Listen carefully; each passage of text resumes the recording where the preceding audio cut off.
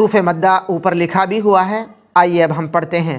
आ, बा, ता, खींच कर पढ़ रहे हैं हम। सा, जा, हा, खो, दा, ज़ा, रो। बहुत आसान है और बहुत ही मज़ेदार भी है कि हम अलिफ से पहले अगर ज़बर पाएँ तो उस हर्फ को हम खींचेंगे अलिफ की वजह से। ज़ा, सा, शा, सा, वा, ये मश्क करने के लिए यहाँ लिख दी गई हैं।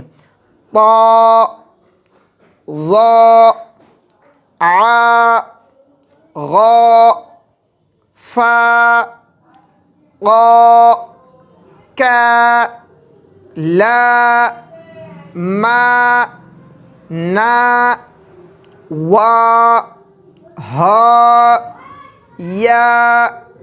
आप यहाँ वीडियो को रोककर दोबारा सुनें ताकि आपकी मश्क अच्छे अंदाज में हो जाए।